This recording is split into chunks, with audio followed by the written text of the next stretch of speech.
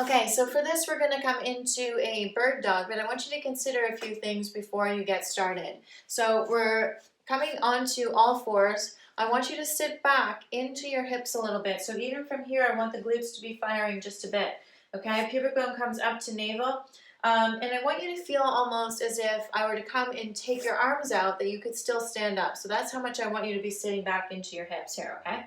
And just practice from here, lifting one arm up, thumb points towards the ceiling, lifting that arm up from the shoulder blade. So you should feel it engage all through your mid-back here as you do that. I'm lifting up from the shoulder blade and not from up here in your upper traps, okay? So just practice that so you get the muscle memory on either side of how to do that.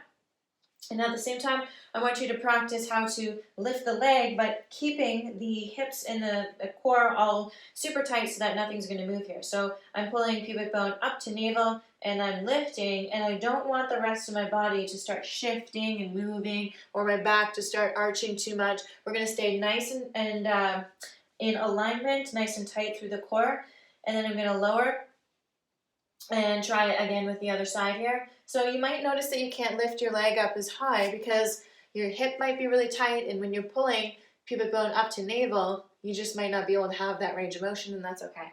All right, so now that you've practiced that and you have that muscle memory, we're going to come into our bird dog. So one arm goes up, one leg goes up, nothing else moves.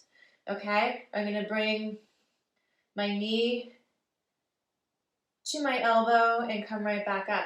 I want you to be very aware here of how you're lifting the arm. Is it coming from the shoulder blade, or is it coming from your upper traps?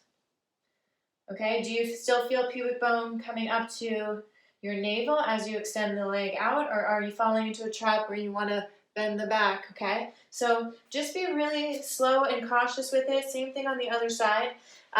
Take your time and really feel your way through. Sometimes I think we go through this a little too quickly and we miss out on so much of the benefits of this exercise.